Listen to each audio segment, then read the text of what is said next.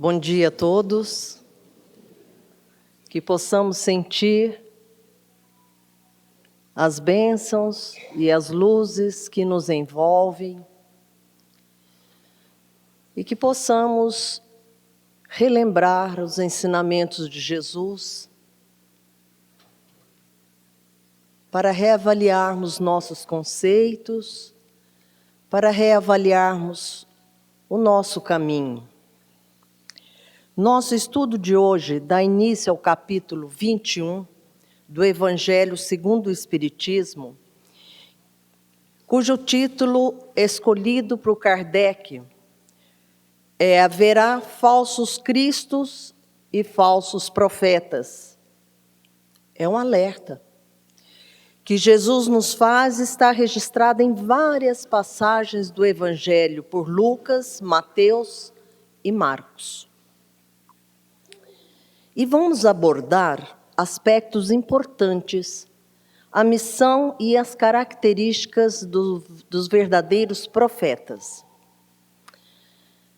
Tradicionalmente, profetas são considerados como sendo pessoas que têm um papel na sociedade, que podem promover mudanças devido às suas ações e mensagens, que têm sinais que possivelmente são ou foram transmitidas por inspiração divina, que prenunciam fatos futuros. Sempre estiveram presentes em várias religiões. Deve-se procurar compreender as profecias com muito cuidado e não acreditar que uma leitura rápida ou uma interpretação de uma única ou apenas algumas pessoas possam oferecer uma boa interpretação. A linguagem das profecias já foram traduzidas por vários idiomas, com características gramaticais diferentes, e algumas já podem até apresentar inclusões que não fazem parte do texto verdadeiro. Para o cristianismo, encontramos predições de vários profetas citados no Antigo Testamento, e Kardec nos diz que o verdadeiro profeta é um enviado de Deus para advertir e esclarecer a humanidade. Ora, um enviado de Deus só pode ser um homem de bem.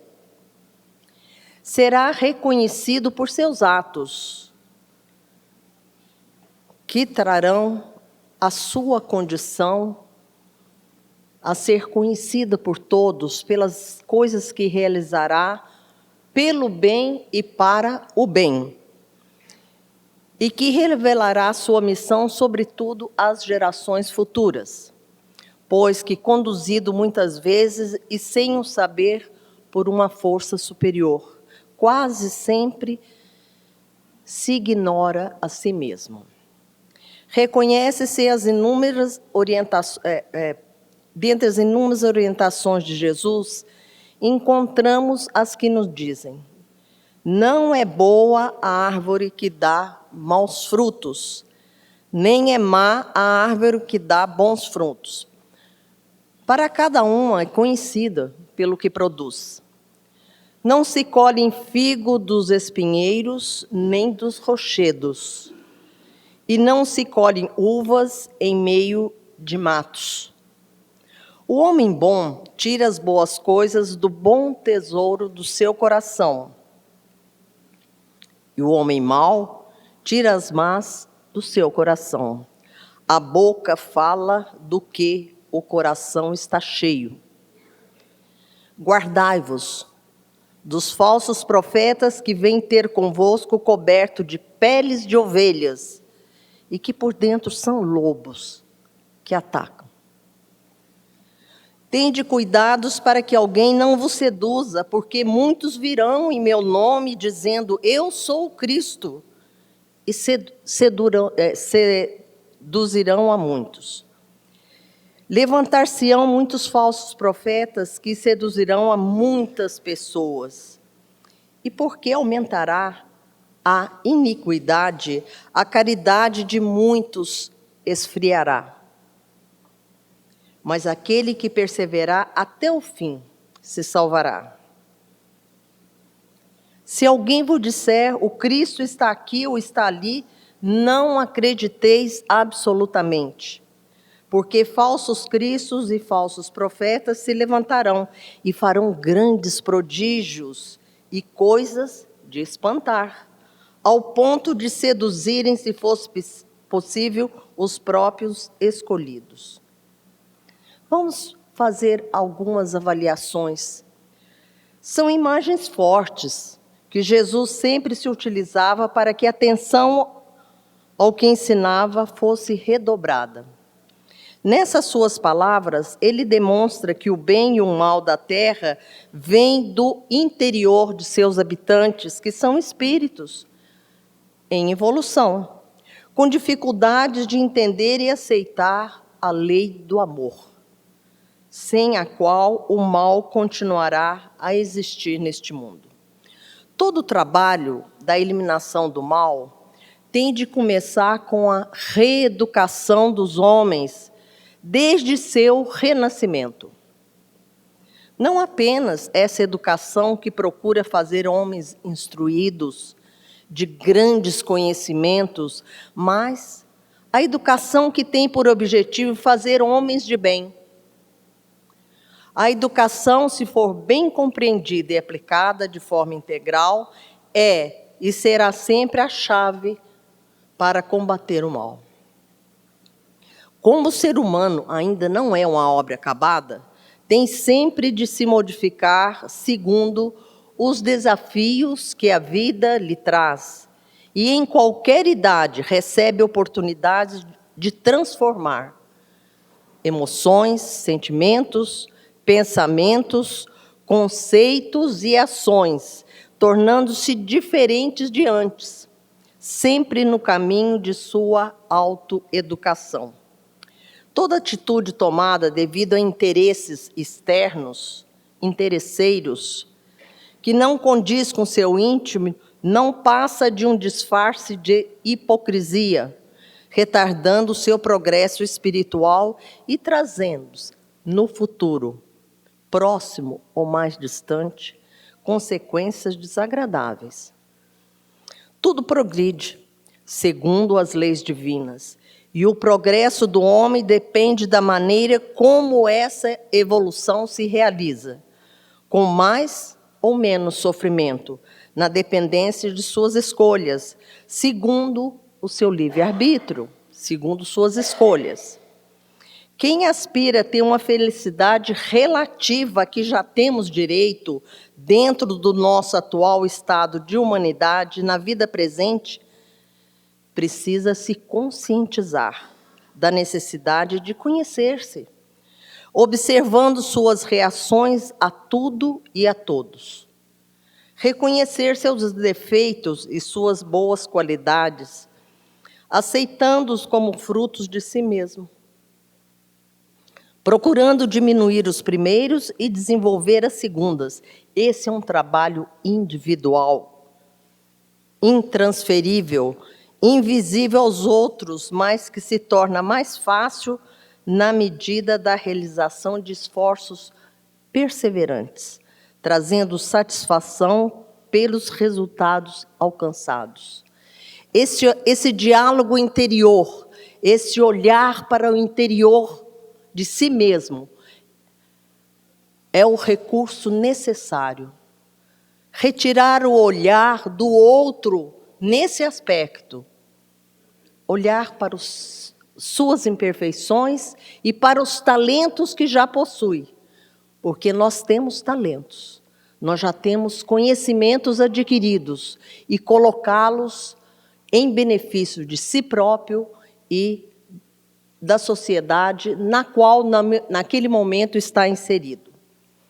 Eu sou o caminho, a verdade e a vida. Ninguém vai ao Pai senão por mim. Já conhecemos e ouvimos essa afirmação de Jesus tantas e tantas vezes, referindo-se aos seus ensinamentos que são harmonizados as leis divinas. O que nós estamos fazendo com essa afirmação de Jesus? Quanto tempo estamos dedicando dentro de nós para que realmente Jesus seja esse caminho seguro? Porque muitas vezes nos perdemos em atalhos, em desvios, esquecendo que Ele é a vida e é o caminho que vai nos conduzir para o objetivo principal da nossa criação.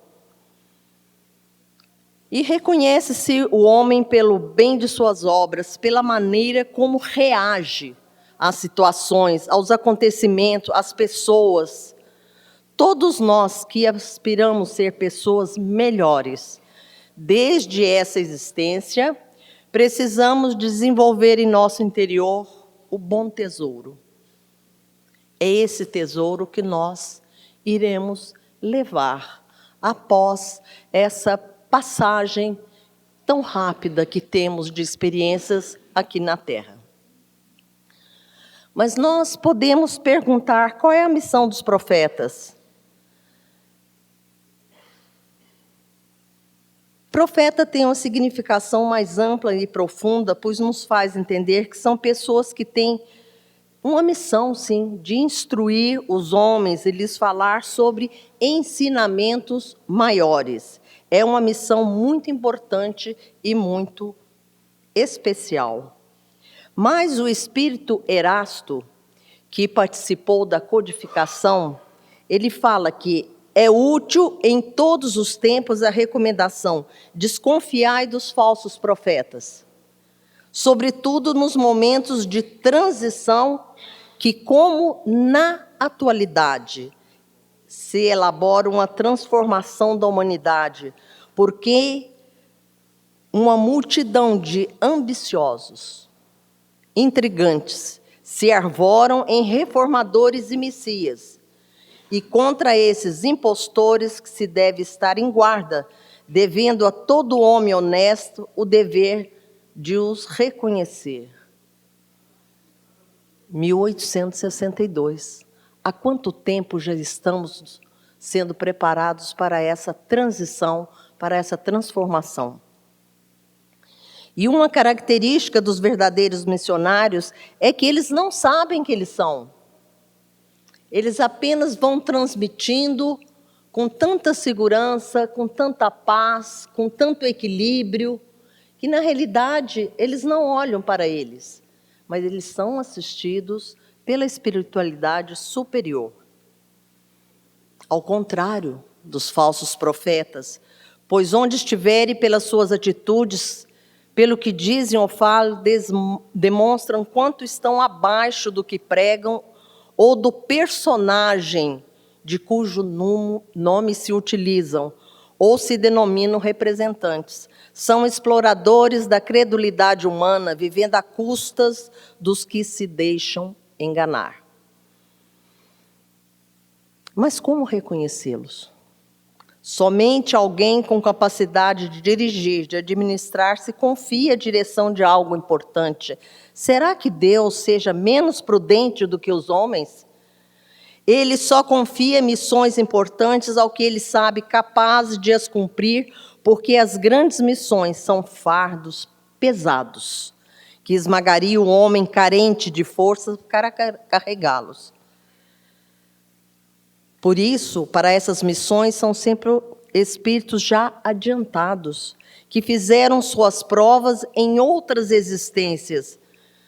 Podemos, então, concluir que o verdadeiro missionário de Deus é reconhecido pelas virtudes, pela grandeza e pelo resultado e influência moralizadora. É a parte moral que nós precisamos estar atento para evoluir. A lei do progresso vai continuar sempre nos levando a adquirir mais recursos, mais condições para que se viva toda a materialidade da terra, mas esses recursos deverão ser utilizados dentro da moralidade E é esse aspecto que ainda precisamos, e muito, nos esforçar para trabalhar. E Erasto ainda fala mais sobre esses falsos profetas. Ele diz: desconfiai desses falsos profetas, máxima numa época de renovação, qual a presente. Porque muitos impostores se dirão enviados de Deus. Eles procuram satisfazer na terra a sua vaidade, mas uma terrível justiça os espera. Podeis estar certos. Nós estamos numa época muito importante de transformação que já começou há muito tempo. E todos esses recursos que nós estamos tão entusiasmados, tão encantados com eles, tecnológicos, precisam ser utilizados para que as mentes sejam trabalhadas para a renovação de conceitos, para que os bons valores não se percam nas famílias, no trabalho, na sociedade. É a moral que vai exatamente fazer com que esses recursos sejam utilizados da maneira como deve ser, encaminhando todos nós que estamos aqui em evolução para uma etapa melhor das nossas vidas espirituais. E lembremos sempre que a terra é nossa escola, o lar é o nosso templo, que deve ser respeitado. O próximo é nosso irmão. A humanidade é a nossa família. A luta é o nosso aprendizado. A natureza é o livro sublime da vida. Não nos esqueçamos assim de que um dia seremos chamados à prestação de conta dos talentos, dos favores e dos bons recursos que hoje desfrutamos para resgatar o dia de ontem e santificar o dia de amanhã. Que todos nós possamos levar dessas reflexões da manhã alguma mudança interior e que essa mensagem renovada em nosso espírito seja partilhada na família, seja partilhada onde quer que estejamos. Vamos procurar conversar, olhar carinhosamente, fraternalmente uns para os outros. Vamos deixar um pouquinho o celular e conversar. Será que o que a gente ouve de bom, a gente tem que esperar que alguém coloque no celular para que a gente leia? E muitas vezes nós não prestamos atenção. A nossa mente precisa focar e transmitir o que é bom para o outro, através do contato humano, para que não nos sintamos sós, isolados, envolvidos por um individualismo que muitas vezes esfria a nossa vontade de praticar o bem. Que nessa manhã possamos levar dentro de nós a transformação que seja possível realizar. Cada um sabe de si, cada um sabe o que tem dentro do seu coração. E lembre-se que não estamos sós. Jesus é o nosso guia e o nosso mestre. O mundo não está perdido.